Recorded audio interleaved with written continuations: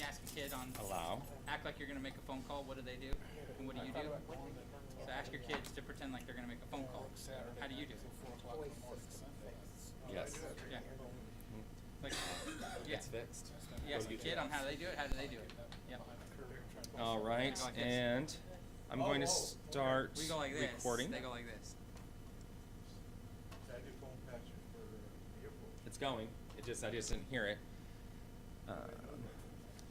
All right, good evening, everybody. It's 6:34. It is Monday, August 15th, 2022.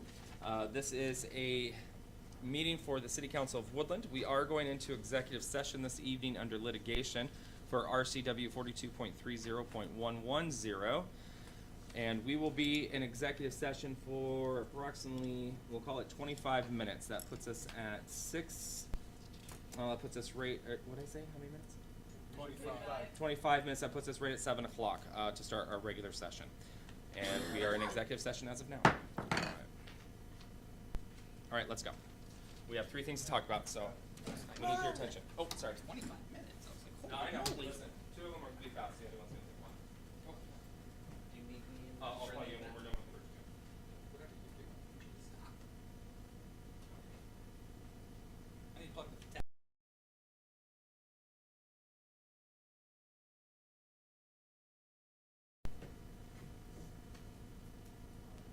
I'm working on it. I'm working on it. I had to plug in the tablet.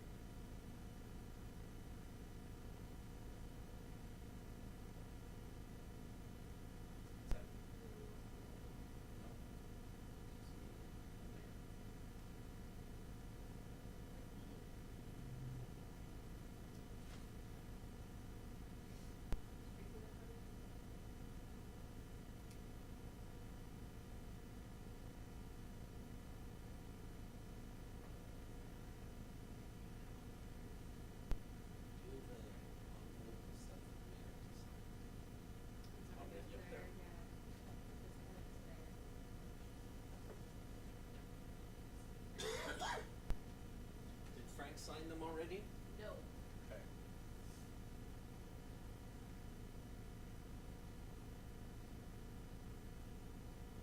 There should be a stack of checks and. Oh. Yeah. Okay.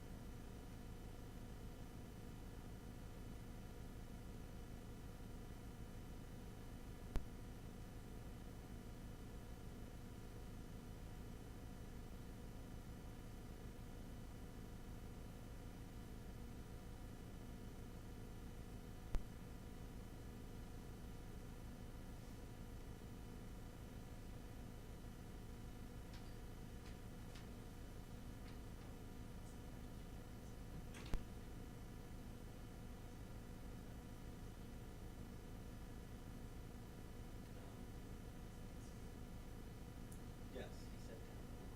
Okay. Okay.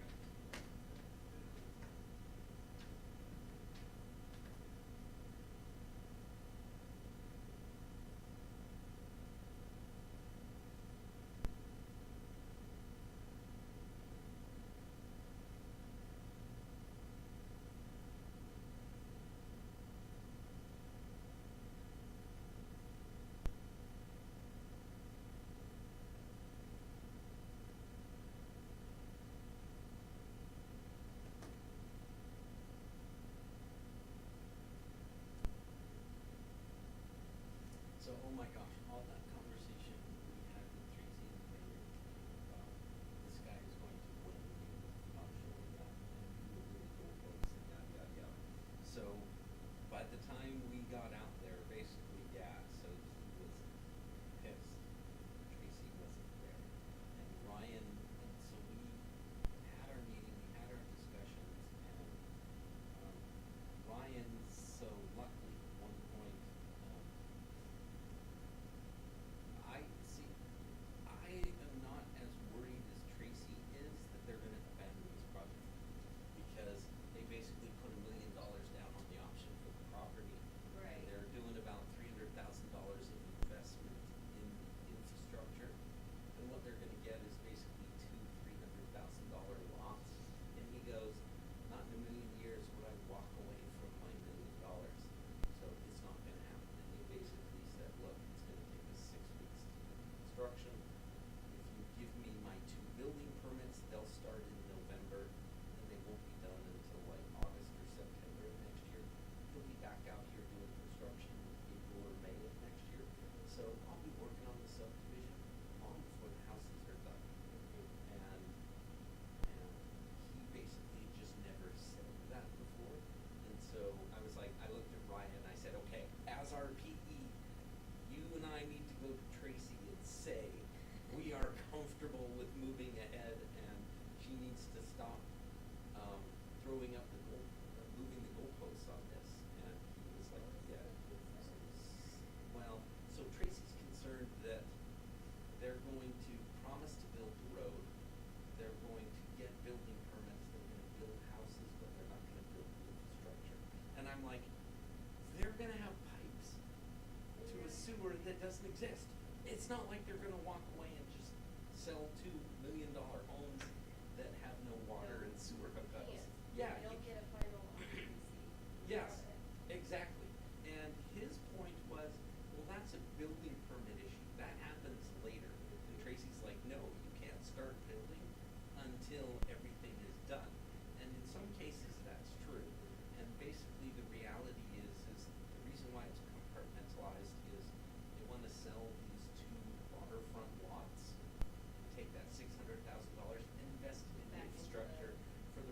project. And I'm like, yeah, that's how development works. And Tracy's like, no, in today's market, they're gonna take their $600,000 and run.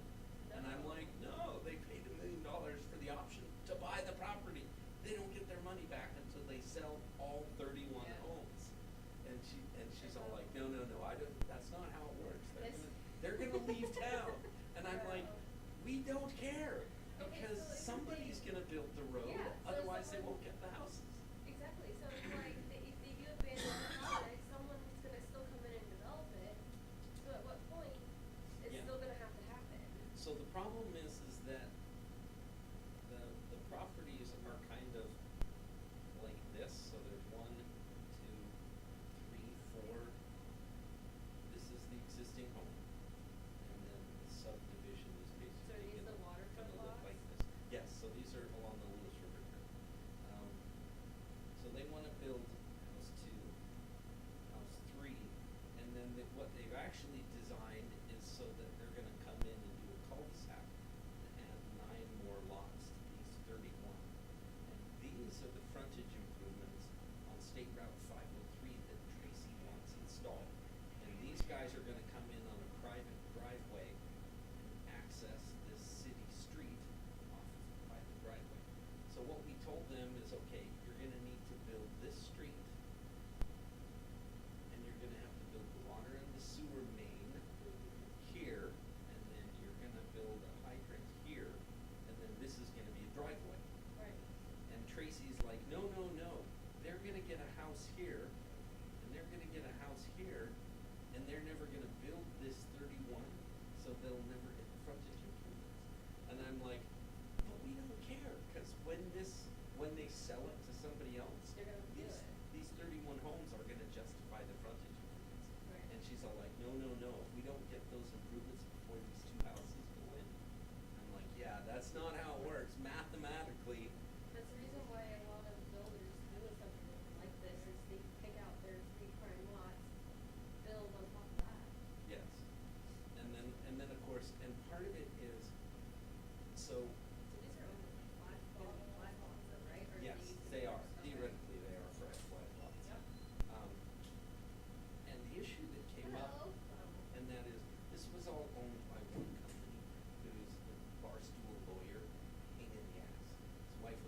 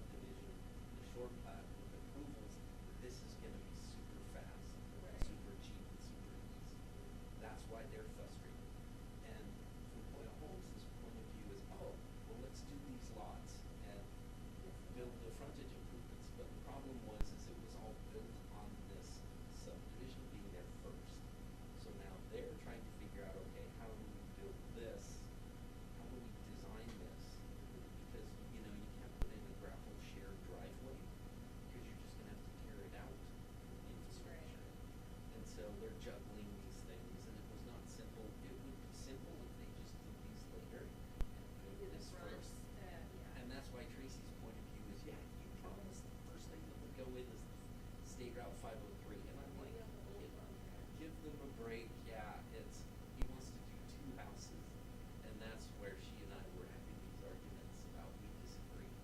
And,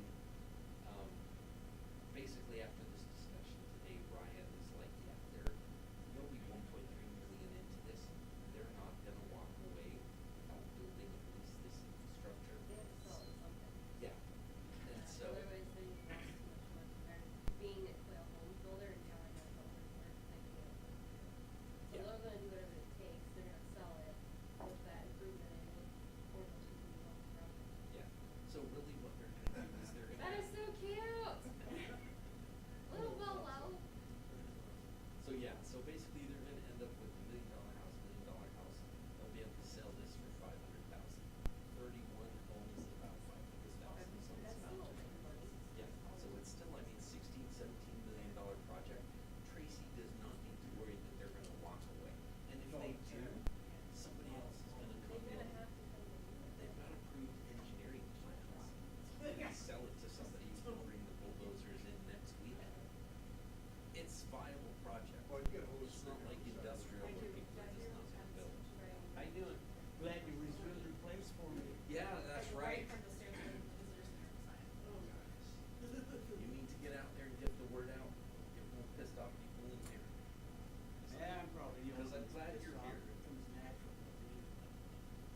I hear you've gone soft and you're saying that we're doing a good job, so as long as you keep coming. You did a good job in telling people what's out there. That's important.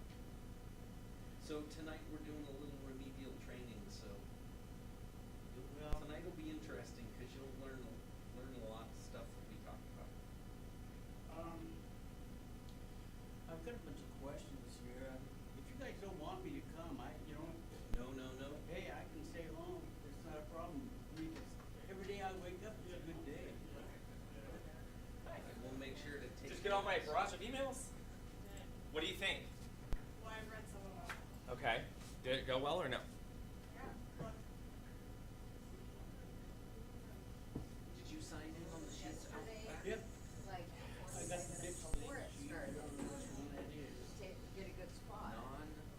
Not on the agenda. Fight back, like, what? All right. The time is now 6:55. We are out of executive session, and we will be taking a 5-minute break before we start the regular session. Thank you.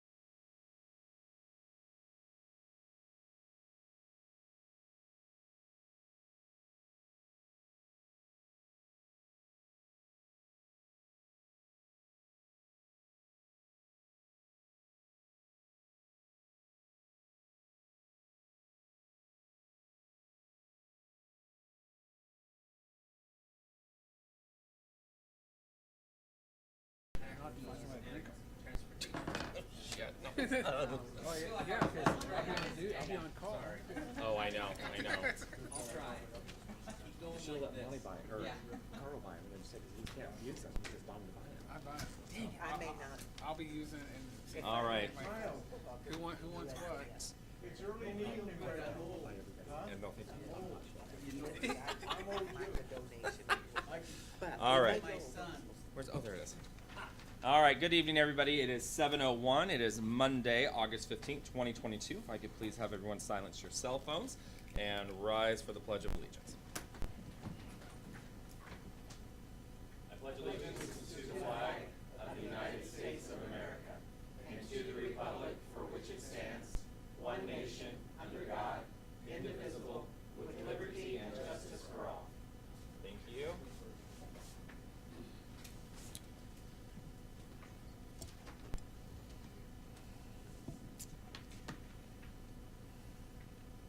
Amanda, how do you say your last name? Is that Haugen or Hogan? Hogan. Hogan, okay. Ms. Hogan, please take the roll. Councilmember Rounds, here, Councilmember Chapman, Here. Councilmember Smith, Here. Councilmember Holland, Present. Councilmember Burke, Present. Councilmember Rowland, Councilmember Rowland has called out this evening. Councilmember Dowdy. Here. I make a motion to excuse Councilman Roland.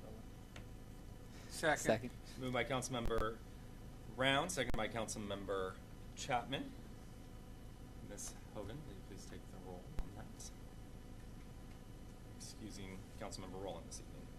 Councilmember Smith, Aye.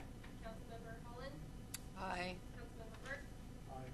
Councilmember Dowdy, Councilmember Rounds, Aye. Councilmember Chapman. Aye. All right, Councilmember Rowland has been excused. Moving on to citizen communications for items not on the agenda, we have Willie Bowen. Bowen. What's that? Bowen. Bowen. Mr. Bowen. Oh, sorry, Bowen. Go ahead and step forward to the mic. You have 5 minutes. Put the timer on. I will. And make sure you're directing all your comments towards me. No interaction with council. All right, if you got the answers, that's great. I'll do my best, sir. First, I'd like to apologize for some people. I kind of ruffled your feathers. As I was speaking last time, I noticed that some people were kind of, and I understand. I've been in that position. Damn boring to be up here when you know what people are talking about and you already have the answers and nobody else does. Number two, I was going to ask you, has there ever been an open house down here for What the type citizens? of open house are you talking about? Like an open house like they have in Kelso where people come in and talk to the councilmen. And Every once in a while we do. Sometimes we have open houses for community development department. Sometimes we have open houses in conjunction with other organizations to include the school district and the port. Other times we have things called Chamber After Hours where we join with them and open the city up and have that. We just had one on the opening of Planters Days. We had an open house down at the VFW. I see. Well, that's good. Are people informed that there's going to be one like that? Is it Always. in the Woodland chat or is it just on the website? We put it on the website. We went through our business chamber director and sent that out. We've been mentioned multiple times during these meetings. Well, I challenge any of you people that have. I did the study on your demographics. You have about 1/3, about 1,800, 2,000 people 65 and older. Would I be right? Pretty close. About 3,000 or a little over that are, I think, what it is, 18 to 65. So when you communicate with the older people, you're going to lose 75% of them because they're not into the computer bullshit. I just barely am. Sir, I'm going to ask that you curb your. I apologize. Thank you. And then the other question was, I read in the paper where you got $1.8 million. You're going to convert the COVID relief fund, some of Biden's free stuff, free. For water projects, what are they going to be? There are water projects that haven't been accounted for that would have to raise rates on our current ratepayers in order to pay for the projects. One project is, Tracy, you can, or Ms. Coleman, you can correct me if I'm wrong, about $950,000 for an asbestos water pipe over on West Scott. 850 is one. We've got 850. two of them for the Davidson and the West Scott Avenue Railroad crossing, and we also have one going on Lake Shore. So the water crossing is to get water out to our industrial area, 426 acres that we're trying to develop for. And the industrial development, they're paying none of that, you know. There is no industrial development right now because we can't But supply water to they them. won't be paying for the new lines going out there. They The will people be are going paying to for new pay. lines. Sir, if you'd let me finish, I can answer your question. We're putting the water underneath the railroad, and then the industrial developers will have to connect to that. We're not putting it all the way out there. We had to permit it. It took us almost 3 years, and then it was constructed and put underneath the rail line. So now those properties can be developed. The And- industrial folks will have to pay to have the lines run from where we stubbed it off. Okay, is that line, does it extend beyond the city limits then? Not at this time. Okay, good. What are the residents expected? What are the expected percentage of increase on residents for water? I mean, if it's $300 and you add X amount per X cubic feet or whatever it is, what's the calculation on a person's increase in bill? Do they know that? Anybody know that? I can't answer that for you at this moment. Ms. Coleman? It's on our website under utility rate setting. Everything's on the website under our utility rate setting. Again, ma'am, I'm sorry. It's hard for people to access that. Understand? Stop by City Hall anytime and we can, or make an Well, appointment. I'm talking about not myself. Hell, excuse me, my goodness, I might not even be here tomorrow morning. I understand that. But however, it sounds like you're a spokesperson for the Not demographic a that you, but spokesperson. you're a spokesperson for the demographic that you're stating, and maybe if you have the information, you're able to help us disseminate that information out. Rephrase, please. Go and get trained up on the rates and the questions that you're asking so you can have these conversations Well- with folks that you are stating are unable to gather the information. I'm not speaking for them. I'm speaking saying that they should know if you represent them. I assume you all take an oath of ethics and you know that you're a service to the people, or you're supposed to be doing a service to the people, for the people, not to the people. I'm sorry. And I understand that, and we all are service-minded that sit up here on this board. All right. So they've got no idea what the increase in their. Not without sitting down with Ms. Coleman and going Okay. through the numbers. Well, ma'am, excuse me, could she get I mean, there's got to be a percentage of I a guess person. I need you to rephrase the question as well.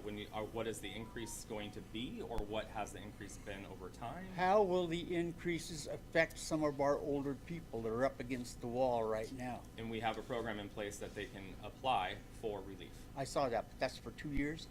I'm not sure what the. I think it's for 2 years. Okay. All But right. we have taken that into account and put a program in place, though. So you don't know how much it's going to increase for them, and you know it's kind of a bad. It's not going to increase them for at least 2 years, so that's good. And I think you've already asked this question. Will the water projects? You said that they're not there for the industry specifically. You're not pumping it out there so they can draw off of it. No, they'll have to connect to Or- it and then pay. Are the new housing developments that are planned, is that going to pull off city water? Which ones? We There's have some out there on the Loop Road or out there by the Loop, Green Mountain Road or Green whatever. Mountain Road, they will be drawing off of water resources. All that development is within the city limits. And we won't be supplying any piping or anything to that. They'll do that. They'll do have the to put that in hookups. themselves. Good.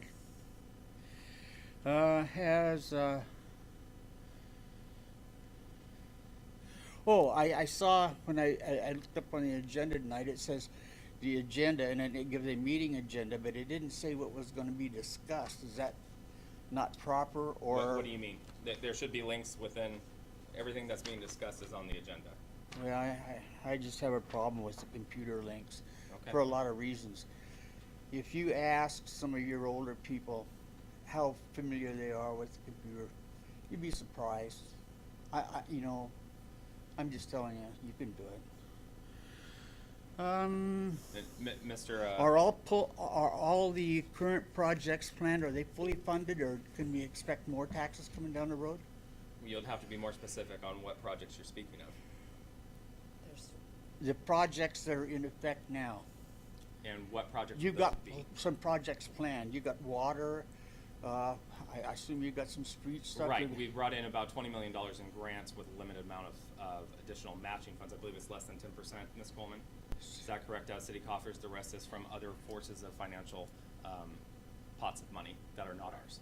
We only have 10% matching money for projects, or projects. So it's still a bird in the bush.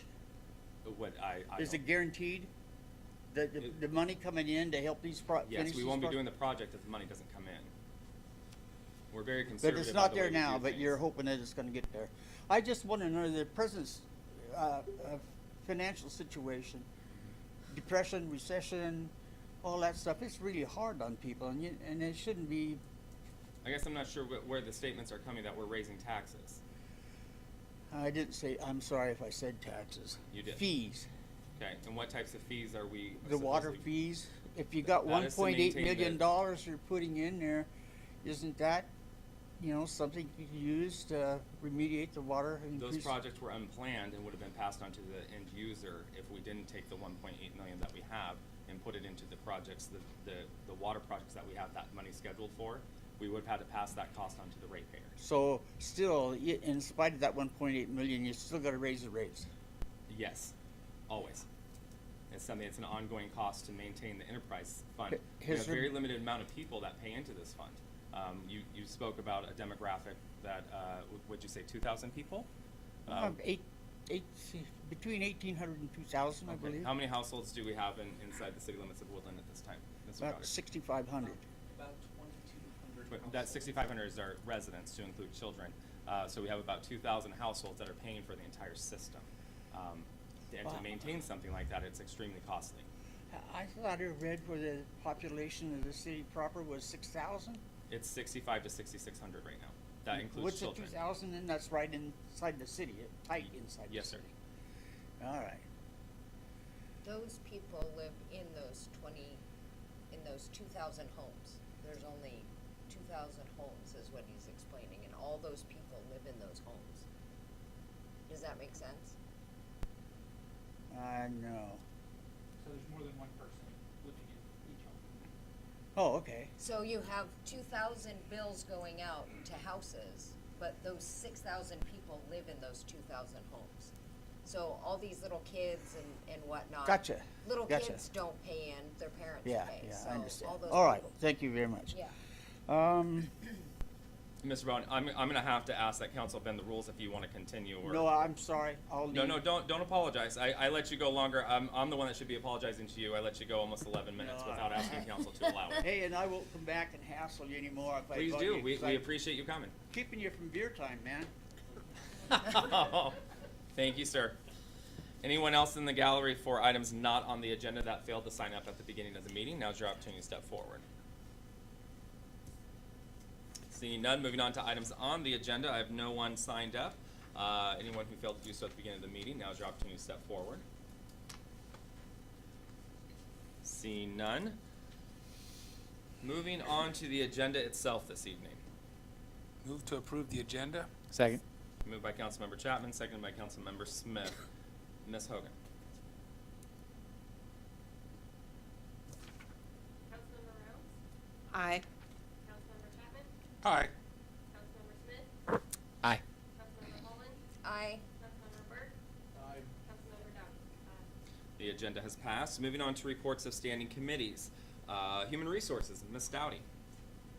Yes, tonight we met at Oh, thank you. 5:55.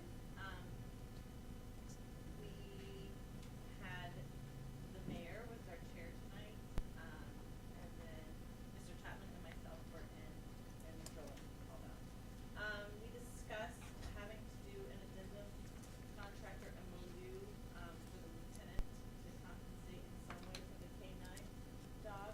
It is the federal government that requires some type of compensation, and so we have to get in line with that, and so that will be coming to us soon. We are losing our utility clerk on Friday, it will be her last day, and there is going to be, a goodbye on Thursday from 1 to 2:30 at the Pizza Factory. How long has the utility clerk with us? Oh, She's sorry. been here over a decade. There you go. Thank you. Sorry. So she will be missed. Right now, the city, for the clerk's positions that are throughout the city jobs, they're creating a job duties for each one and kind of making sure that we know what each one is specified for going forward, to make sure we know if our needs are being met or if we need to create other positions to help in that way.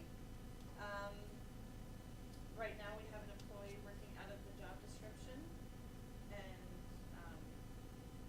something will be coming down the line for her to see about possibly retroacting the level she's getting compensated for at the time. And the city is having a lot of changeover happening right now, so making sure that we're all aligned and know what everybody is responsible for doing. And I miss it. Any questions for Ms. Dowdy? Seeing none, moving on to finance, which was canceled this evening. The next meeting will be on the 19th of September. And it looks like we missed one section on the agenda this evening, and that is the reports of City Council. Mr. Chapman. I'd like to be a shout out for the night out. It was a great night, great turnout, a lot of fun. Like to see the,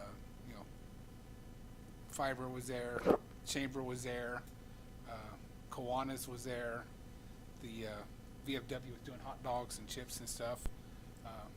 Had some cornhole competitions going on, which was kind of pretty comical to watch, and had a lot of fun. So it was a good turnout, and I want to give a shout out to Chief Coleman's crew for keeping up on the park, because it's been very busy this summer, and you guys doing a great job of keeping it in shape and keeping it ready for everybody to enjoy it and stuff, and I really appreciate that.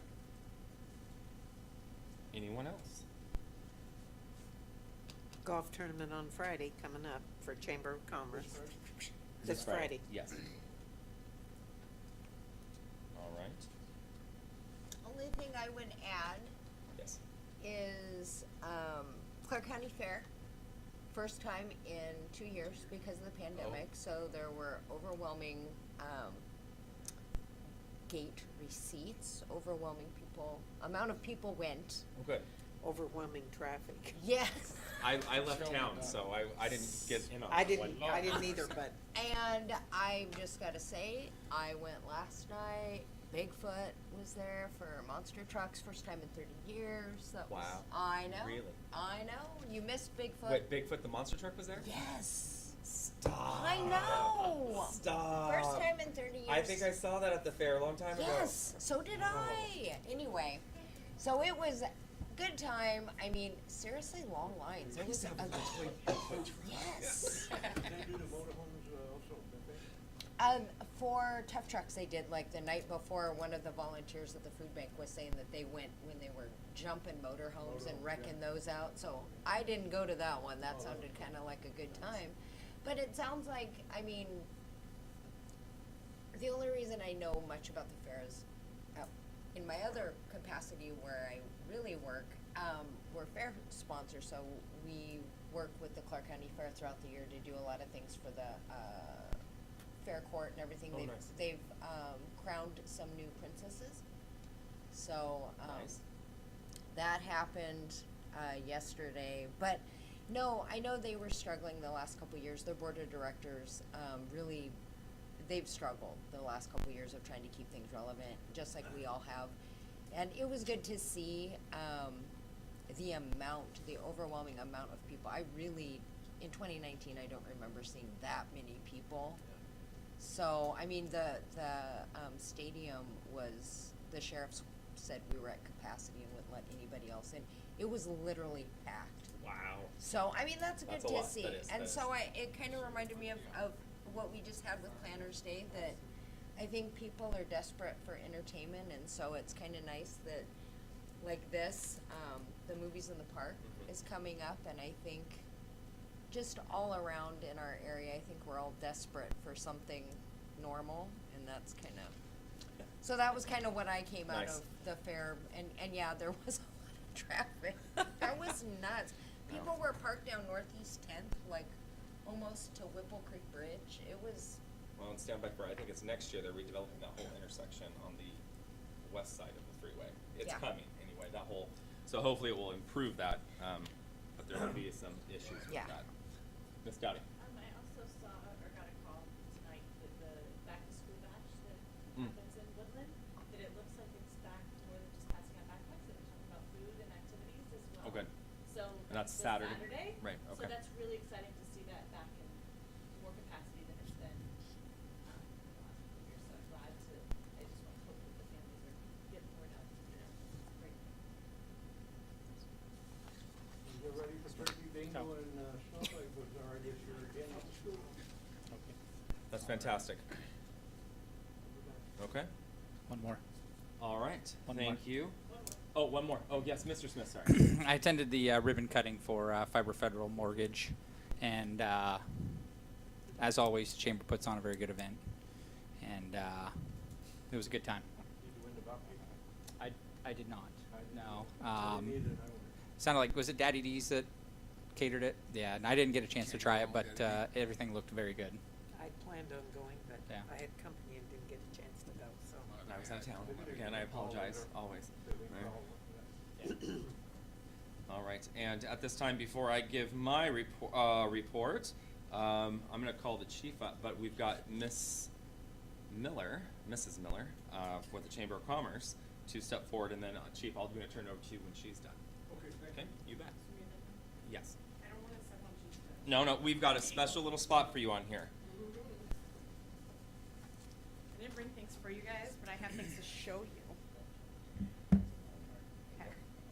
What's that, the mail off? So, Friday is our golf tournament, and so I brought this cool thing to show you all our really cool, this is not even all of our sponsors, these are just our main headliner sponsors. We have 20 and a half, yes, we have to choose them, 20 and a half teams playing on Friday. It's going to be a lot of fun. Oh, wow. They're going to bring in carts for us because we ran out of carts. Wait, is there 2 flights or just one? There's Still there's just one there's flight? there's two flights. You can still be the winner of the losers. No, if I you- mean, like, is there like a Oh, morning flight and an no. afternoon flight? No. Okay, It's gotcha. all Okay. shotgun time. Okay, yeah. Okay. Sorry, started to panic. First loser. Yeah, first loser. First loser. And there's trophies this year. I can show you a picture if you want. They're glorious. Like, I think they're glorious. I made them. But yeah, so amazing sponsors. We got some out of towners this year too, which is really cool. Even the PUDs coming down. Actually, they're sponsoring 2 things. They are a lunch sponsor as well as they are exclusive pool sponsor. Okay. Another cool sponsor this year. You So guys excited ready? about this. You guys ready for this? Yeah. Look at Bolo! A tea sponsor. So Go ahead Bolo and is going. show the rest of the world here. Yes. Just make sure that everybody knows what we're talking about.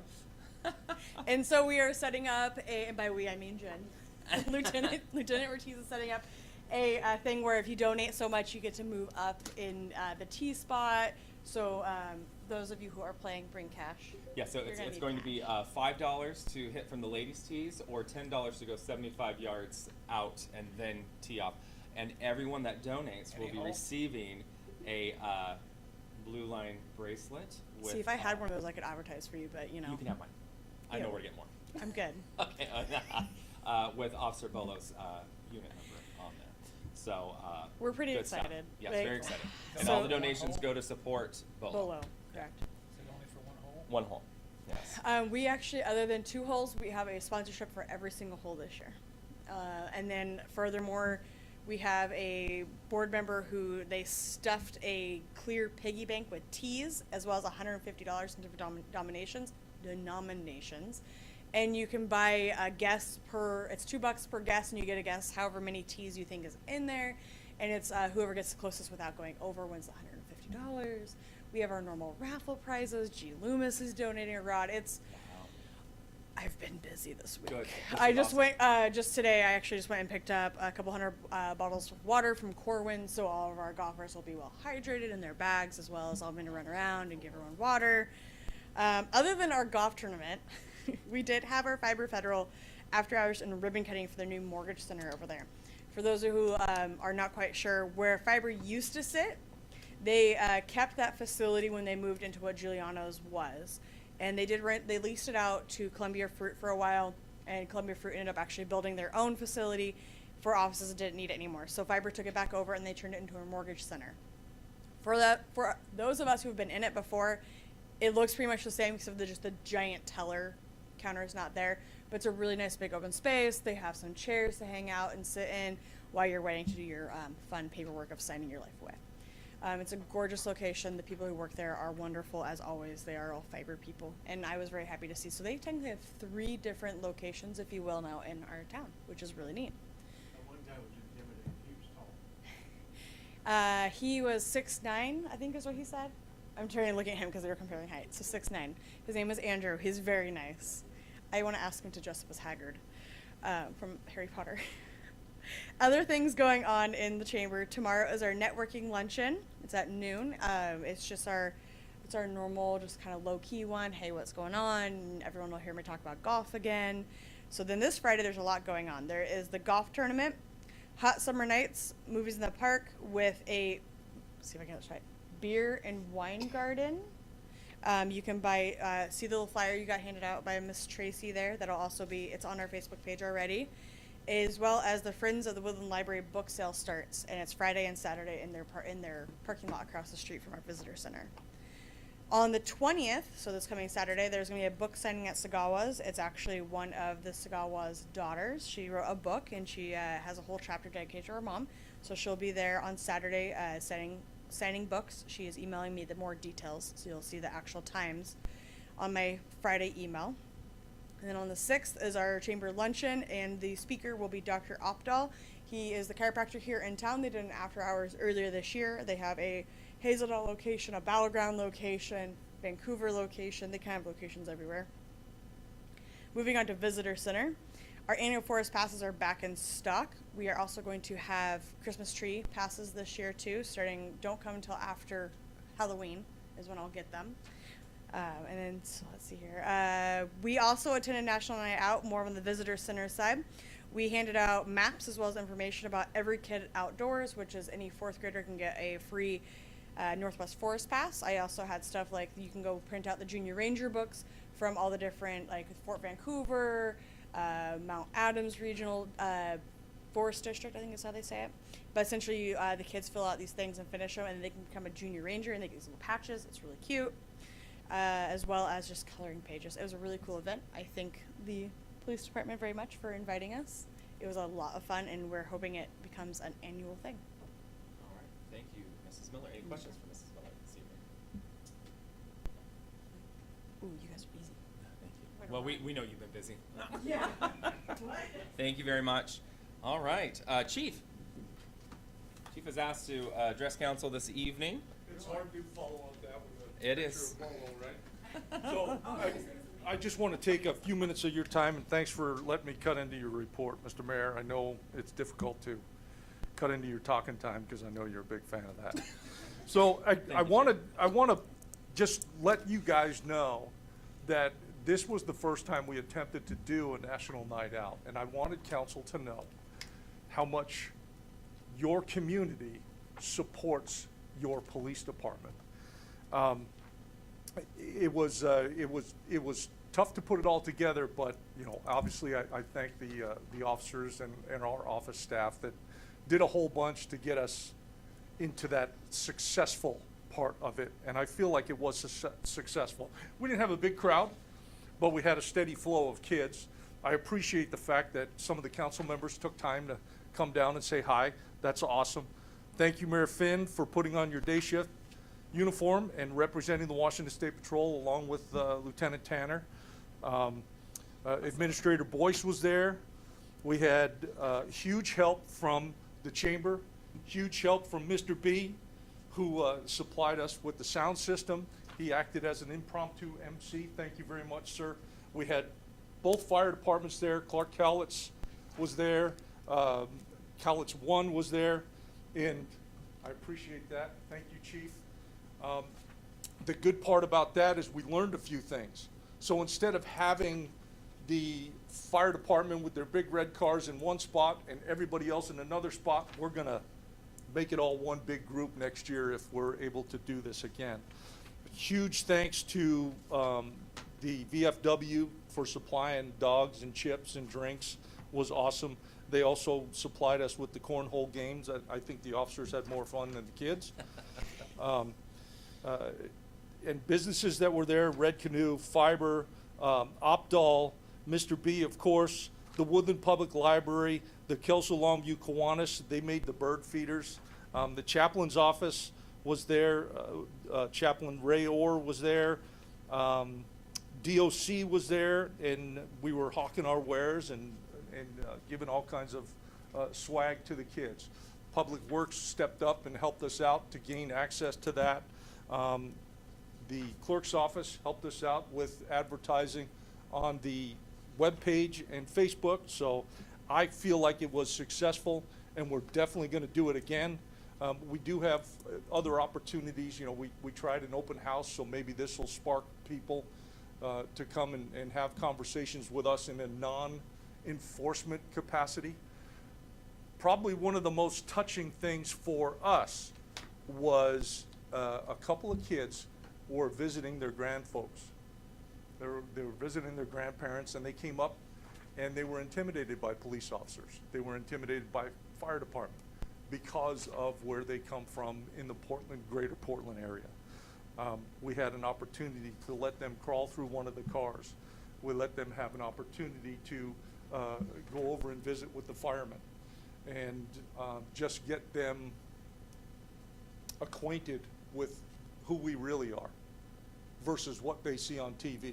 And I think that was a special moment for the officers that were involved in that.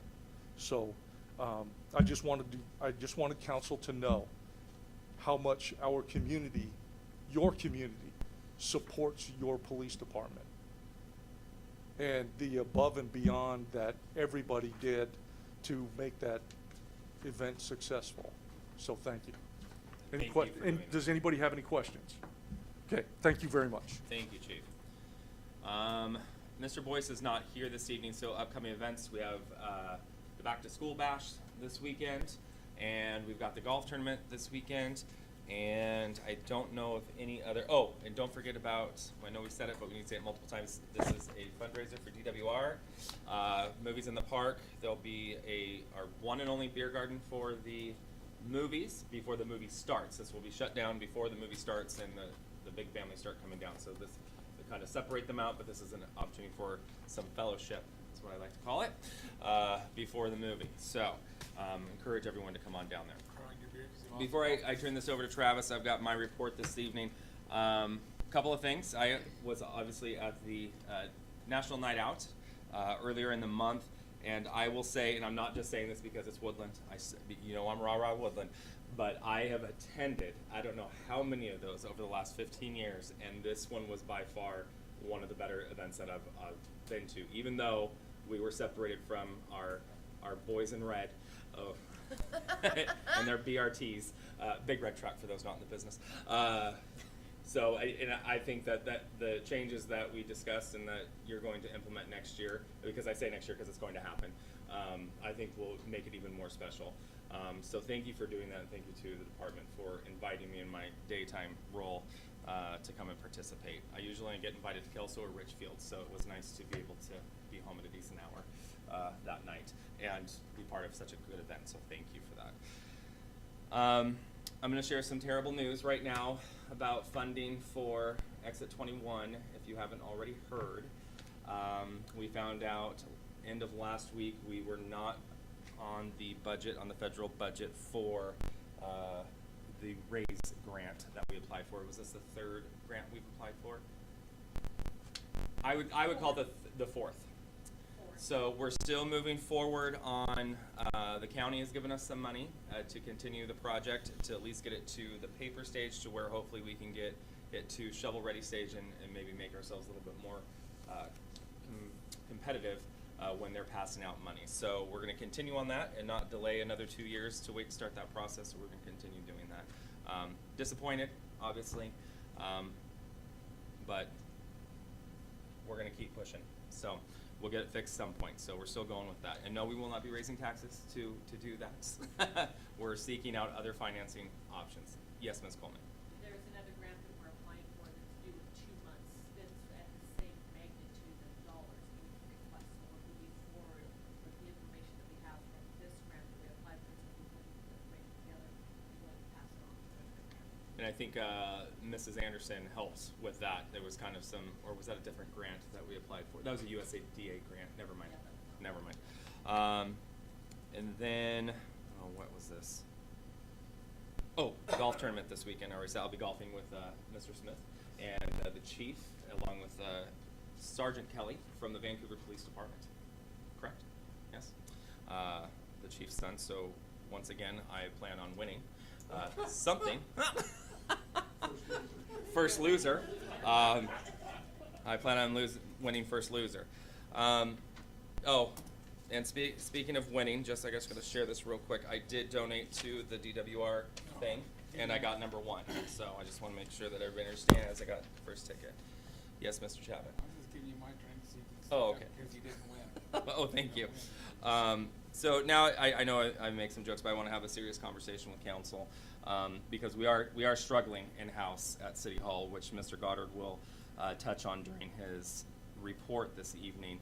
A number of public records requests have come in over the last few weeks, and we've shared that with council as we've been receiving them. We're already over where we were at the end of last year in information requests.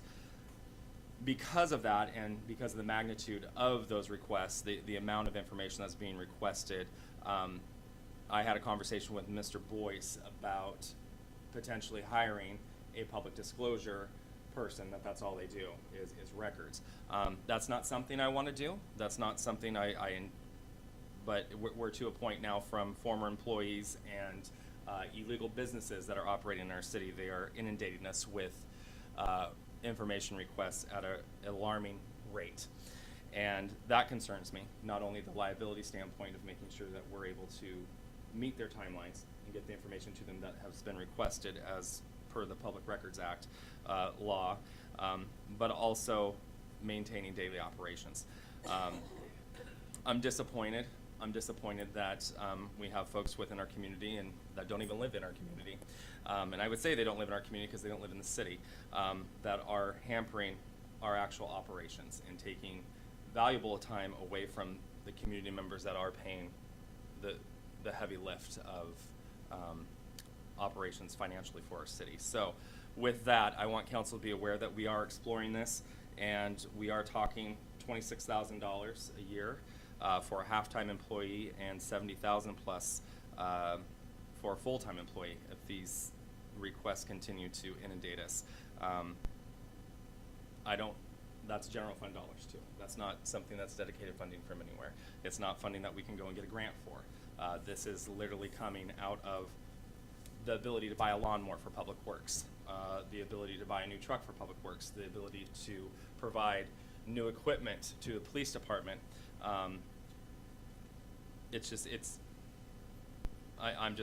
severely disappointed that we have people in our community that are willing to, that call us home, that are willing to come through and put such a detriment on us financially, and not to mention the fact stop business from getting done, essential business that needs to get done. So this isn't an easy conversation to have, so I just want council to be aware that we are talking about this, and we may see something in the next budget. You may see something before that after our conversation today. We may be asking for a budget amendment. I'm waiting for Mr. Boyce to get back so we can further this conversation, but I had a conversation with the executive team today, and the amount of work that is being placed on everyone's departments, especially the clerk's office, and the work that's not able to get done in a timely manner, and it upsets me. Yes.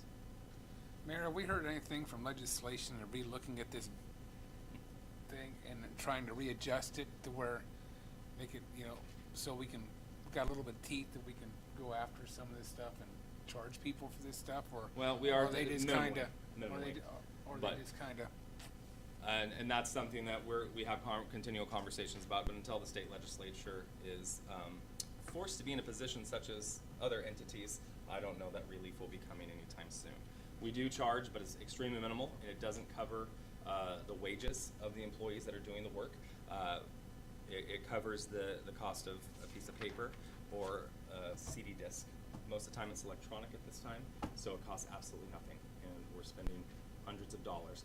And on top of it, which I think Mr. Goddard will cover this evening, we are preparing to spend a few $1,000s at this point for one of those requests for a mailing to go through the entire city to let them know that a request has been put in for their name, address, utility bills, and their account numbers for their utilities, which the individual that has requested that is a former employee. What that information is being used for, I don't know, but she has every right to request that information. But however, as being responsible, I think that we need to let the community know that their information is being asked for. So there'll be an opportunity for 30 days for them to seek legal advice if they want to stop that from happening. But here's an example of a few $1,000s that we're going to have to put out. I would estimate probably about five by the time that we get done with the mailing and the printing and the postage and everything else. So yeah, so that's where we are right now when it comes to those. Mr. Goddard. And with that, I'll turn it over to you for your report. Great. Thank you. That's a great introduction. You bet. Nice segue right there. So, in your packet is the revised second quarter report for the Community Development Department.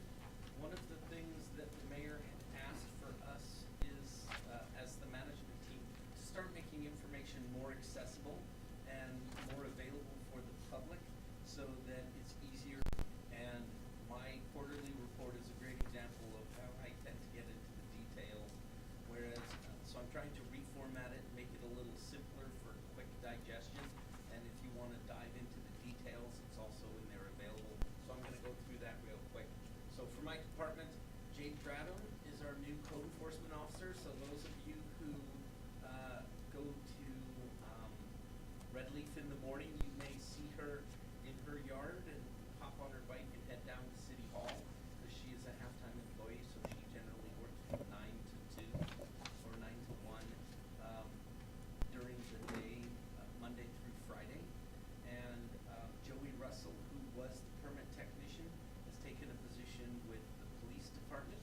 So Shannon Thomas, who was the utility clerk, has moved into our department.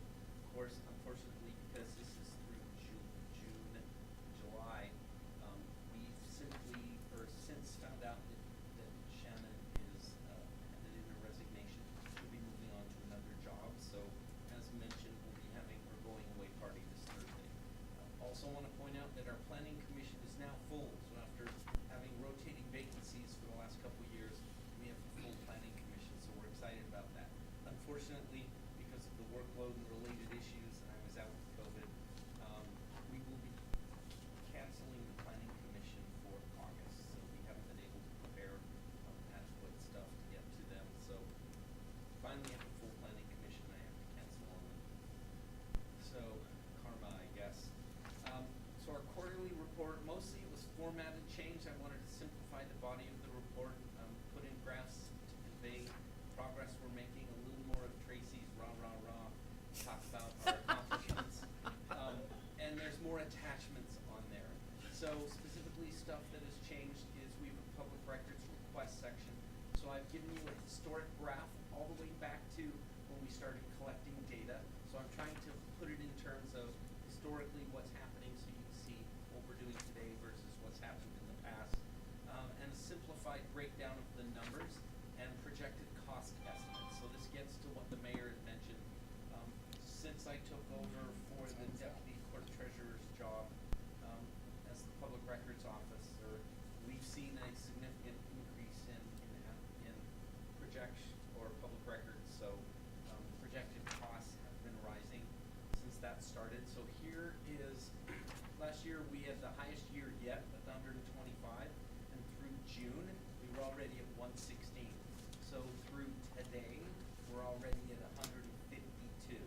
So we look like we'll double this year what we did last year. And so the amount of public records requests are getting huge.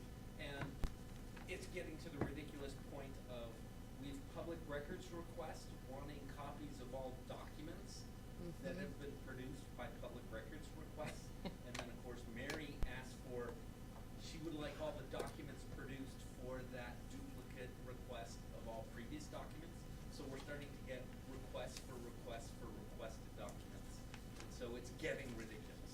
We also have had people who are involved, staff, one of our staff is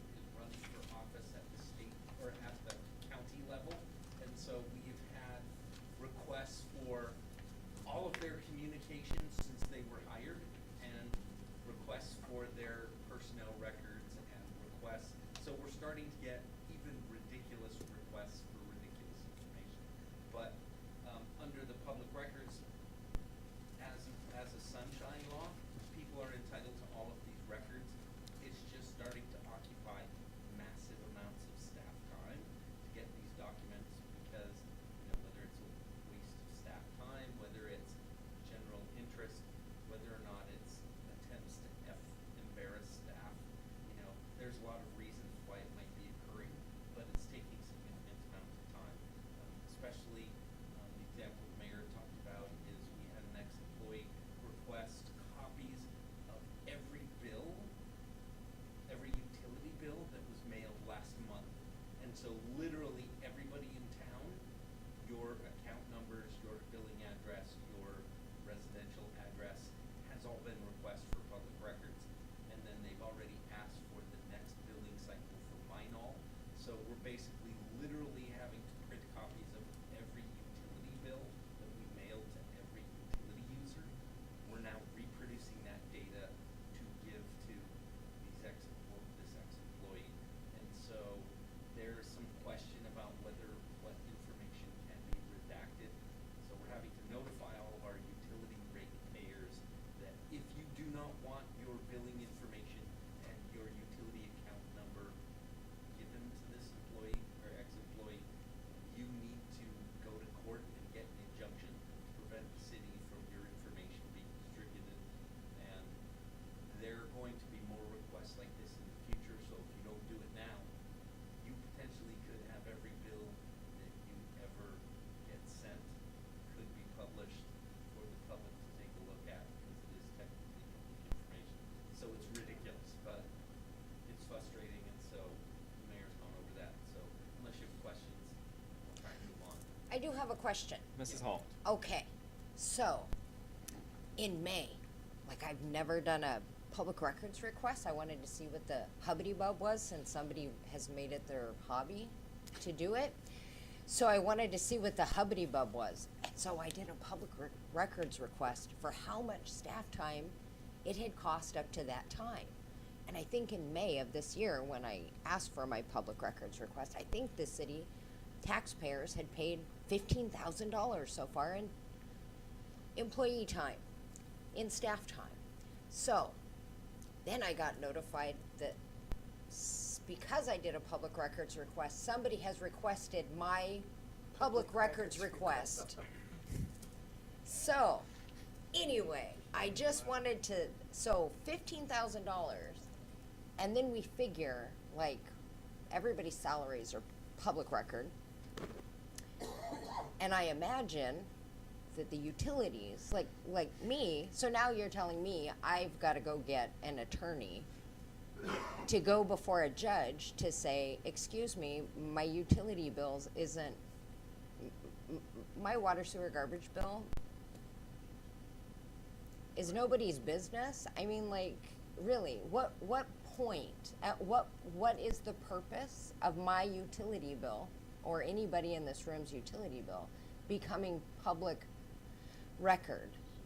That's the part I don't, I mean, there's a reason, like, for instance, the candidate, I could see where he's running for a particular position, and I could see the interest in his employment history. I can understand that. But I don't understand what the purpose behind every single person in town's utility bill. Like, people don't want their name, and we don't even have phone books with anymore, really. So what would be the purpose of publishing or accessing every single person's name and home address? Like, I don't understand what the purpose behind that would be, and why is it that nobody has to give a purpose? They just can say, hey, I want to know how many staples Travis used ever in his employment, and I want it now, or I'm going to what? So the Open Public Meetings Act and the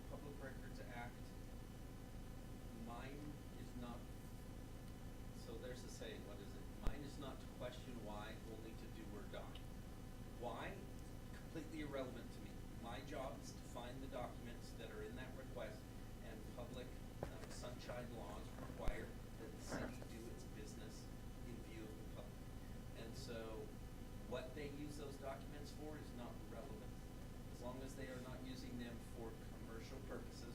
So in other words, if you wanna know all of the building permits that were pulled, so you call people and harass them, hire me to do your roofing project, that's a commercial purpose. But if an average citizen called and said, I wanna see my neighbor's permit, because I wanna make sure they got a roofing permit, all I need to do is produce the copy of that roofing permit and send it to them. Why is not relevant, because as an open government entity, everyone in the public is entitled to see what permits I've issued and what permits I'm working on, what documents are in my file, what qualifications has the police department paid for. And I forgot to mention this, because we get a ton of legitimate public records requests, and I wanna call out the lieutenant in the police department, because people call up and say, or people submit applications, I had an accident and I need it for insurance purposes, and the police department, the lieutenant is awesome. More often than not, she will respond with the requested information that same day, and I'm super happy that she's on board, because she's been phenomenal to work with. I wanted to call that out. Mrs. Ty. So, I have a question on why they can't just send out an address and the amount, and why it has to be with our names on it. If, for like the do not call list, all you have to do is like fill out something online. Why do we have to get an attorney to do that, to alleviate our names at least being with our addresses? And why can't we just sign a document in City Hall?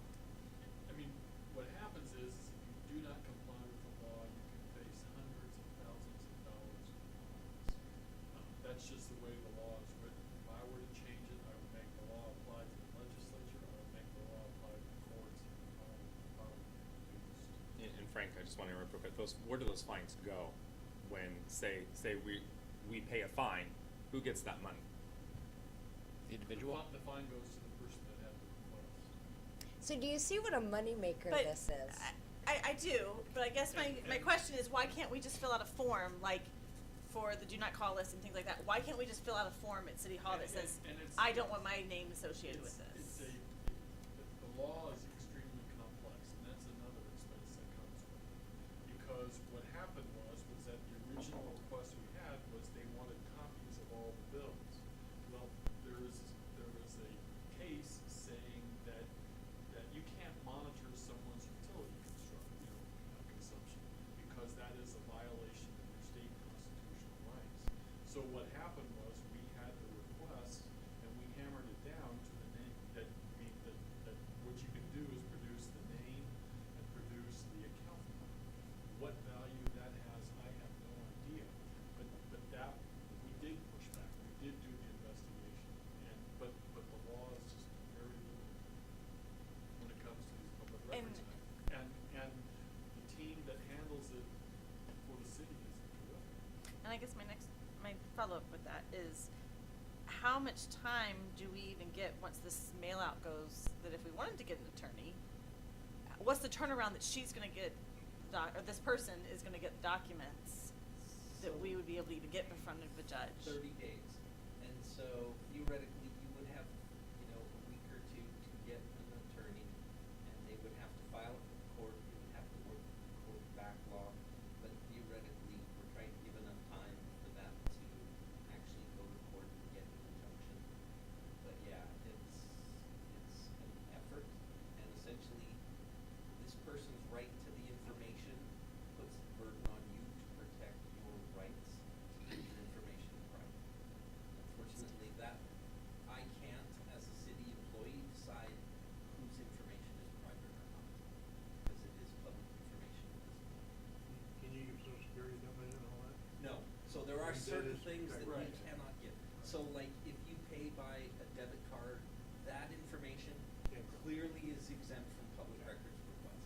But your account number, your address of where your bill goes, the address of where that water meter is, that's information we can't keep Somebody private. might be looking for somebody to see if they get special treatment. And to be honest, a lot of that information is already available. So you can get onto the county website, get onto their GIS, you can click on the property information center, it'll tell you who owns the property, it'll tell you who's in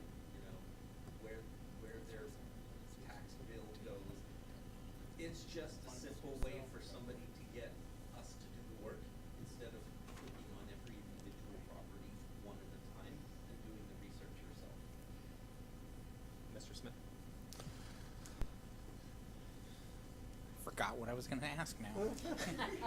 That took so long. Are we doing body cameras yet? I think those will be more requests coming down the line too eventually, won't they? Yes. And are we at that point yet, or is that No, it's still being negotiated by the collective bargaining unit. okay? So there'll be a need for that person to do those requests too, I'm assuming, when we do hire somebody for that. And then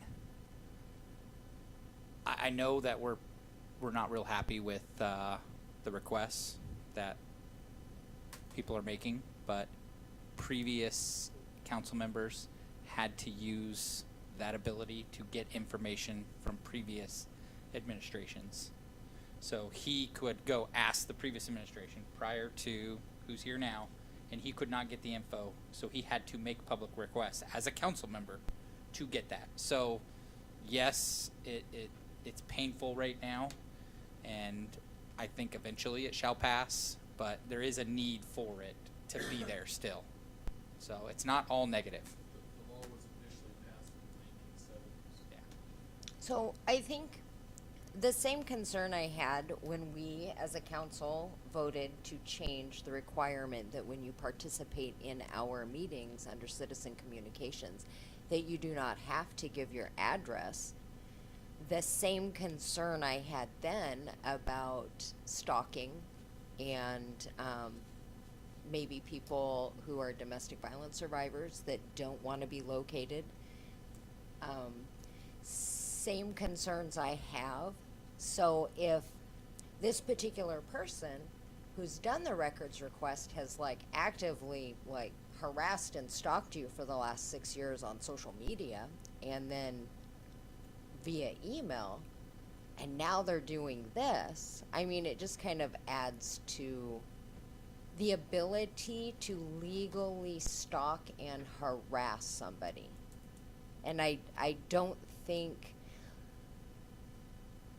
the burden of protecting yourself from harassment and stalking being on the person being stalked and harassed, I mean, seriously, I get that legislation and law is kind of like ass backwards, pardon the language, but seriously, like, I really don't know that anybody in this room would agree that, hey, we're behind giving up information so that somebody can be stalked.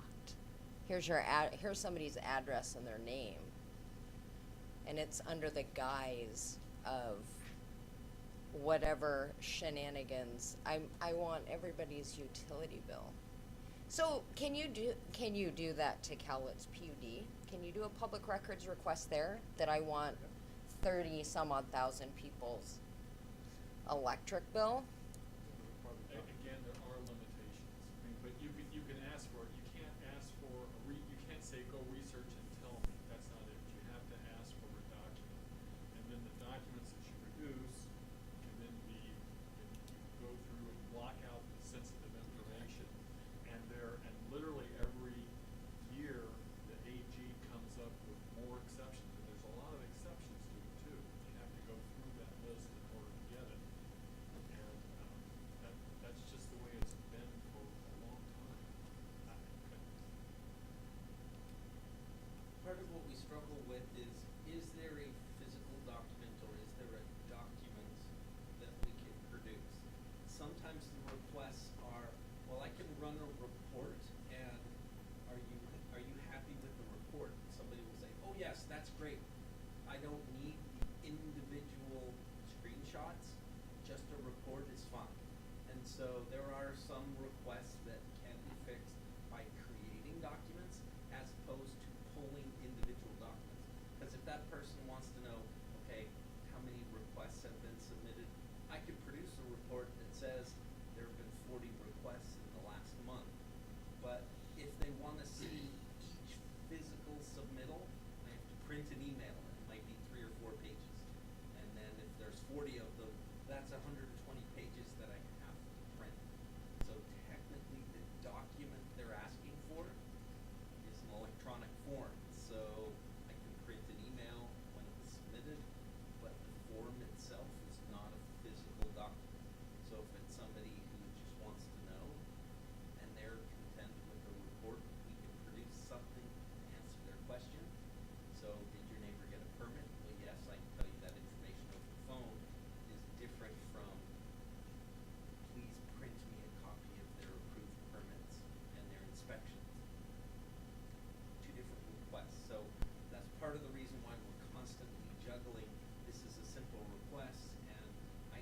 box in records and pull a document photocopy and give it to them versus did they get a permit to do this? The answer to that is yes.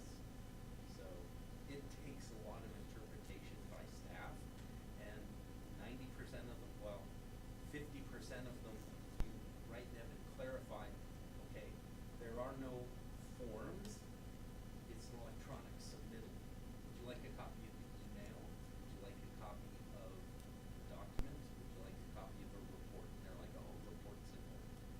Because you can do that in 2 minutes and send it to them. Other people, I wanna see physical representation of the electronic submittal. So we're wrestling with these issues across the board. Okay.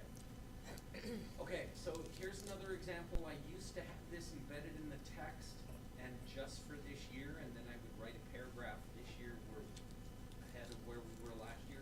So now it's just a side-by-side comparison. 90% of you are not gonna look at this and don't care, so skip it if you want to. I also added a section for the new traffic counts. So this is something that I've been doing for the last year, but I updated the information, and I also added impact fee information on this document. So to give you an example, these first columns tell you the projects that have been approved, how many trips we expect them to generate. It was approved in 2018, so the third one down is Atlas Plumbing. It was approved in 2018 and they built it in 2018, so those trips are on the road. The permit number in this case is site plan review number. And over here on the right, these are new columns. So the amount of traffic impact fees that they paid, because it's green, so they paid $641.58 for traffic, and they also paid fire impact fees of $12.24. So now this information is hidden in there, and the reason why I added this is one of the public records requests is they wanted to see all the impact fees that we've received, and why are we hiding that data? So now, it's just out there. Everybody can look at it. It's a reason, you know, one of the good benefits of public records requests is more information easily available. So green indicates that it's paid, so that's one thing we're doing. Now I've also added impact fee sheets that are in the report. So for example, this is the park impact fees, and they go all the way back to 2009. So now you can see month by month, we received $1,116 in January of 2010, and you can go through and see the fees that were collected, monthly totals, all the way back to the start of the program. So I ran the report, so I just made it in an easy readable way so that you could follow, and anybody can figure that out without accusing us of hiding where the money's going and wanting to know. Having to ask individually, it's now available in my quarterly report. So, question, Travis. Yes. Previously, this information wasn't made available, is what It I'm wasn't, hearing. because nobody had ever run the report. Okay. And since I ran the report for a public records request, I decided to just make it available to everybody so that we don't have to do it again and again and again. You're Seems- gonna save time. Yeah. Yeah. Seems like we should have been doing this all along, but that's just a comment. Yeah, theoretically, and now that it's done, every planner who comes after me will be able to keep this up to date, and it's simple quarterly updates.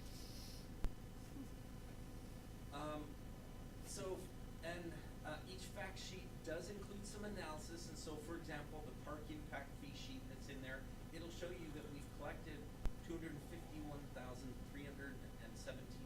for the park impact fee fund. And if you look in the budget, you'll see that our account where we're saving that money is $242. So at some point, it looks like we spent $9,000. I can't tell you what that is, but I can tell you that all the money sitting in a bank account waiting for Tracy to do matching grants and create the splash pad and create, turf fields. So now, perfectly available for anybody to take a look at and do the analysis. But what's important is impact fees have to be used for new park development or new infrastructure capital investments. It's growth-related park infrastructure. So the transportation impact fee fact sheet. So I broke it out in several different ways. A lot of people want to know how much comes in commercial revenue, how much is industrial revenue, how much is residential revenue, so 58, 59%, 11% industrial, 21 or 22, 23% residential. And I also threw in some analysis of the equivalence of what an impact fee equals in business and tax revenue. Because with transportation benefits, we want to know where the tax money's going. How much is it worth? So I'll go into that real quick. So impact fee for each new trip is $838 per PM peak hour trip. So that's evening rush hour, each trip on the road. They're contributing $838 in impact fees. We also collect 2 cents per gallon. So when you pay 49 cents of tax, when you buy a gallon of gas, 2 of that comes to the city. So to equal $838 of impact fees, you would literally have to buy 41,900 gallons of gas to equal that. So if you buy gas in town like me, I love to use myself as an example. My Toyota, great gas mileage, 10 gallons in my gas tank. If I fill up in a week, and I don't always buy it in here in town, 52 weeks at $2 means I contribute $104 to the city road fund, theoretically, if I buy gas every week. But for me to equal $838, literally it would take me 8 years of buying gas every week to equal the same amount of revenue. And you're gonna be pissed that I'm driving on your road for 8 years before I even contribute an equal amount to new development. So what also makes me crazy is the idea that if you have a 20-gallon gas tank, it would take you 2,000, almost 2,100 weeks to pay for 41,000 gallons of gas. So literally, it would have to be 40 years worth of fill-ups before you actually get the equivalent of impact fees. So now you know why our roads are underfunded. You have to sell a hell of a lot of gas to get any significant amount of money accumulated. So this is the this is the graph that I put in the staff report, and it lets you know, or the quarterly report, because it lets you know how much revenue comes in by year. And pink is commercial, blue is industrial, yellow is residential. And again, if you ever wonder why I pick these crazy colors, it's because it's your zoning. Residential zoning is yellow, pink is commercial, and blue is industrial. So I try and use the same theme throughout. The other issue that came up, and I know you've been taking a lot of flack, so I wanted to throw some information about the Transportation Benefit District in there. And you had 2 options. You could do the $20 car tab per vehicle, or you could do the 0.1 cent sales tax.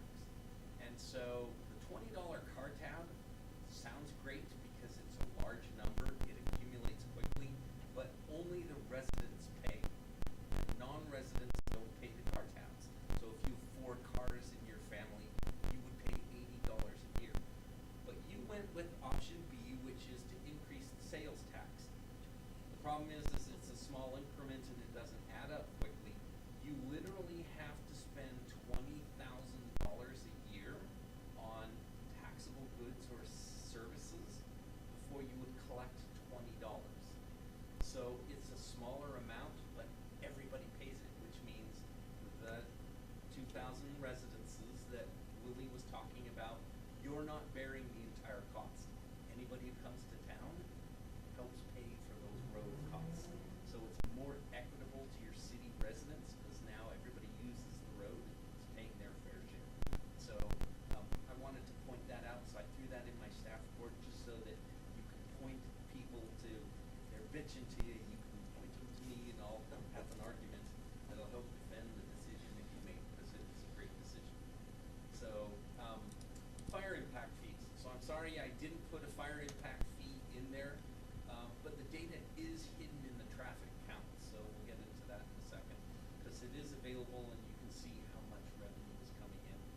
$994,000 was collected since the fire impact fees were adopted, and there's also $889,000 more dollars that are out there. The development just hasn't been completed. So we know the revenue is coming in to help Clark County or Clark Cowlitz Fire Rescue buy fire trucks, buy new equipment, and pay off debt for the fire station that they inherited from us. So this is a great example of positive cash flow that's going to pay off debt. And everybody benefits. You know, when you make your credit card payments, they take your interest out of the payment, and so very little comes off the principal, so I'll get into that. But again, for the fire district, it must be growth related, so they pay off debt, paying off new fire station construction debt, and they buy new equipment or acquire property for future improvements. Again, it cannot be used for maintenance and operation. That's taxation, and we'll get into that. Maintenance and operation is not coming out of impact fees. So again, what I showed you before, this column on the right, it shows how much each individual project is paying for the fire impact fees. School impact fees. So the city has collected $1.1 million for the school district. And what's important to know is that city and Clark County Development pay impact fees. Cowlitz County Growth does not pay these impact fees. So ideally, our $1.1 million would be paid for infrastructure in the city. I don't know that for sure, because theoretically the school district decides their budget, so the school board decides how that money is spent. They could theoretically acquire property in Ariel for a new elementary school, which means Ariel students and the county students who go to elementary school here, they would all be moved up into that school, and theoretically our students would be less crowded into our elementary school. We just can't guarantee that, but they are obligated to spend it on growth related stuff. So really what it must means is that it cannot be used for maintenance and operations, just like all the other impact fees. And I'm gonna go down a little rabbit hole.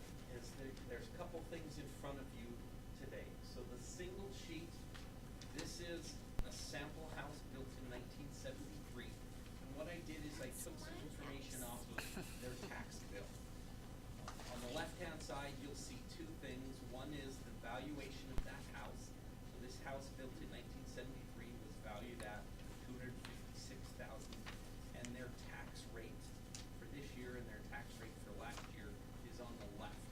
What I would like to point out is, because the state has a 1% ceiling on tax increase, that the size of the government pie can never grow more than 1%. So as stuff gets built, there's more people paying into that pie. So technically, no matter how much your property goes up, you are limited to how much you're gonna pay. So your actual functional tax rate is going down. Less and less is being proportionately paid. So it went from 11.3 to 10.5. So I encourage everybody to take a look at your tax bill and get to understand where your taxes are actually going. And we'll talk about that real quick. Now, on the right, you'll see a couple circles. This school in 2021, or this property, paid $875 to our school district, and this year it's $957. So that's on your tax bill. It says what you paid last year and what you're paying this year. So that school district 404 is the money that goes to our local school district. The first couple lines below that are school exchanged with our school district as well. But I also wanted to point out that there's a side-by-side comparison. What I did is I looked at new development that pays impact fees and county development that does not pay impact fees, and I wanted to compare them side by side. So I found two homes that are basically worth the same valuation. So at the top you'll see a Cowlitz County house that's valued at $393,000 and a city house that's valued at $394,000. And so these are two comparable units. So for example, the Cowlitz County house is paying $1,469 into the school district, and the city house, which is worth a little bit more, is paying an extra $6, $1,475. So they're comparable. But I want to point out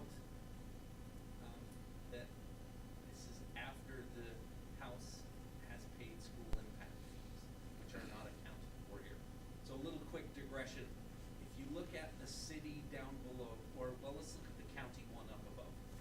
A couple down under the school districts, you'll see current expense. This is basically the county general fund.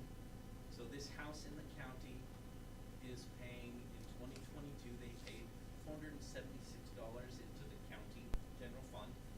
And then below that, you'll see that they sent $595 into the county road fund. So that's for county roads. And in this case, this house is on Lewis River Road. So they're actually using state highways and city highways, but they're paying into the county road fund almost dollar for dollar in their general tax contribution. And then also down below, the second to the last one, $474 goes to fire district number 1, who's the volunteer fire district, but those are kind of in the county fund as well. The reason why I point those out is if you go down to the city unit, the current county expense, so this is the county general fund, city residents also pay the county $478. So that's taxes that doesn't go to the city, goes to the county. Now down below, a couple below that, you'll see City of Woodlands. So city residences, if you look at last year, they paid the city $929 in taxes to the city. And we pay for police, fire, city council, clerk's office. Everything that the city provides comes out of that $929. But they also opted to go into Clark Cowlitz Fire Rescue last year. So the city council made the commitment that you're gonna drop the city bill equal to the amount that they're paying into the fire district. And so this number drops from $900 and some dollars to $336. And where does that money go? It goes, the last line there, they are now paying $588 into Clark Cowlitz Fire Rescue.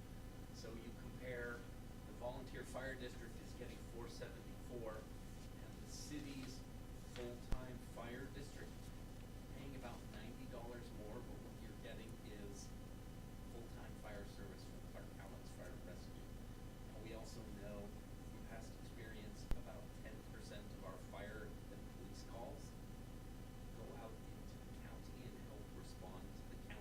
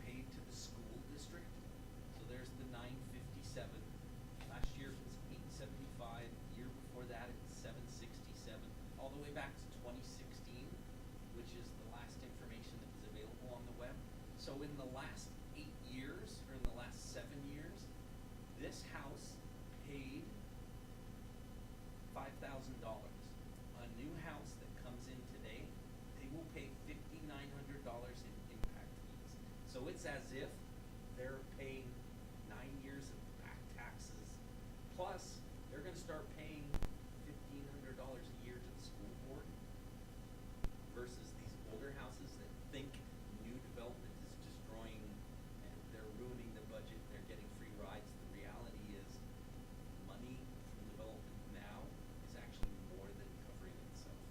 And they're paying off theoretically principal because they're paying off debt or buying new equipment. So it's counterintuitive to a lot of the complaints we tend to get. And the reason why that's important is because this is kind of a typical amortization schedule. When you borrow a loan, your first payment is 90% interest and a few cents or a few dollars of principal. And over time, as you pay off, it gets more and more principal and less interest. Now, as impact fees come in, you start to follow different trajectories. So if you get a subdivision, they may pay off $200,000 worth of fire station debt. So now everybody else is carrying a smaller load, and you're starting to do more principal, less interest, because as development occurs, your balance is paid off. It's like your credit card. You're paying less and less in interest because the principal is being paid down faster. So you start to get into these different models where everybody benefits as this debt is paid off. The problem, of course, is, and I discussed this, new development tends to be bigger, more valuable, but all benefits are not carried equally across the community. So savings across the community, older units are subsidized because they're paying taxes. All those small dollar amounts that I had talked to you about before, those are maintenance and operation. Those pay for students, janitors, they pay for teachers, plus they pay off debt, whereas the impact fee goes directly to debt. Also, because there's a 1% cap on property taxes, these older structures are theoretically benefiting from 1%, 1%, 1%, whereas a big new house, they're charged full amount, and next year, 1%, 1%, 1%. So proportionally, the pie is getting bigger, not because we're getting 1% more revenue, but because new development is giving us whole new gulps of revenue to make the pie bigger. Disproportionately, it benefits Cowlitz County property owners because they don't pay the TIFs, but they're paying less and less interest, and they're getting more and more benefits. So their bond levy is going to get paid off faster because the county, because the city is paying off debt at an accelerated rate. So they're loving it because they're not paying and they're getting the financial benefits of the impact fees. So plus their taxes go to the county, and the city residents are also subsidizing the county expenses as well. So fundamentally, it might be counterintuitive to the complaints you're getting out there in the community. So, sorry, I promise my next quarterly report will be a 2-minute presentation because I've taken all of your time. So, any questions? Should be the mayor's. Is that a challenge? No, no. I think you explaining like property taxes and stuff, I feel like this is like a valuable explanation tool to people, because literally no one understands any of this. They just pay it and complain. Is this something that you could maybe put a tab on the website? And part of the reason why I took this opportunity, because the mayor wants us to be better to explain this to the community. So we're working on, we're going to be working with Amanda to create some handouts and maybe some web pages so that people can click on it. And because we're already doing the work for Mary's public records request, we figured we just, she might be doing it to make a point. Well, it's a great point. Now that she's forced me to do the work and my other stuff is getting ignored, I might as well just put it on the website so that everybody can see it. Well, I appreciate all of this because it really does, it gives you a visual, because I think people see their own bill and don't realize that maybe somebody upriver, theirs looks very different, or somebody across in a different neighborhood, theirs looks very different. And so this, I think, is a really good tool that most people are visual learners, and I think this is a good one.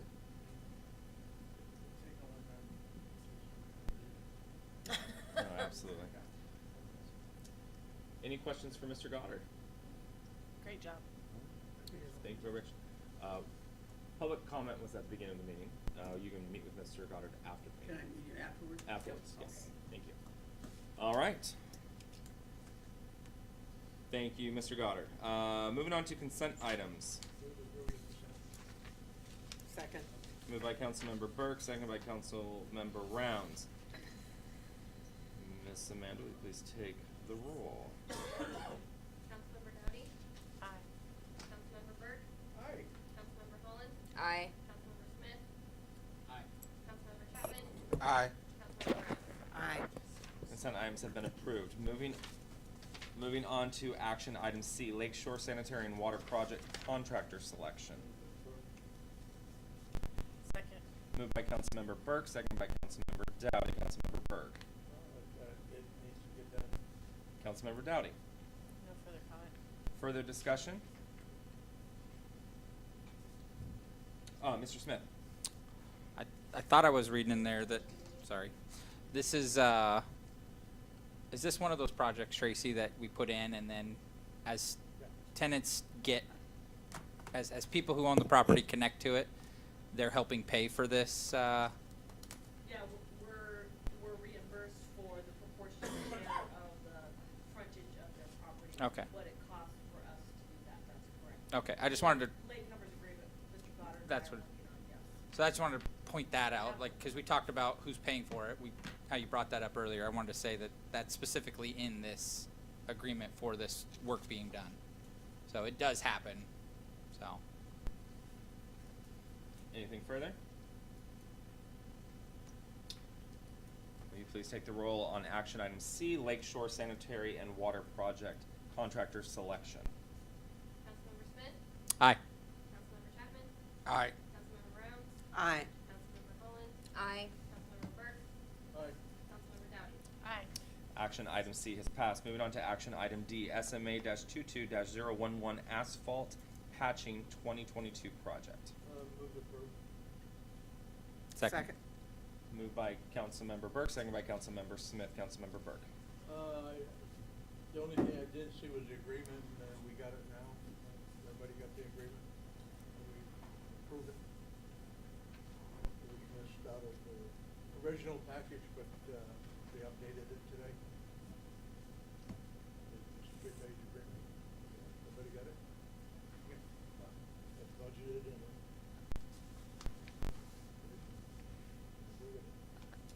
Councilmember Smith.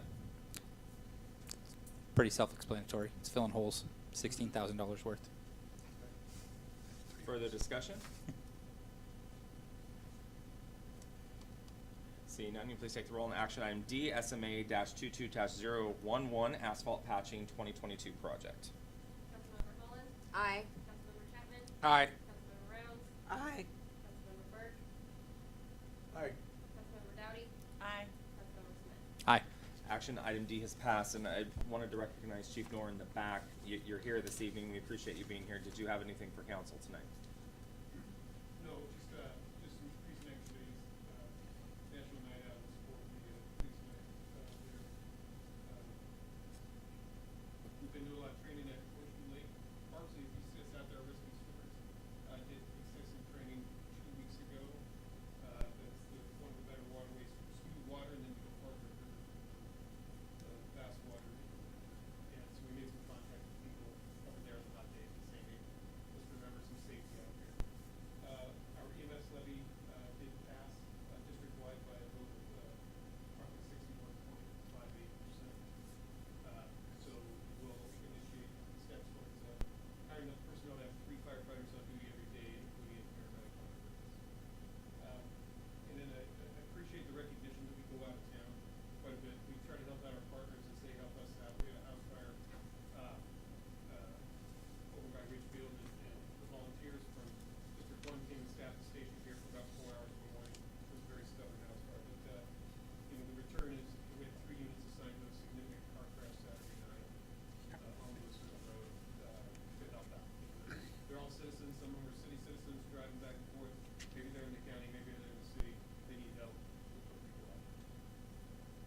Chief, I appreciate that.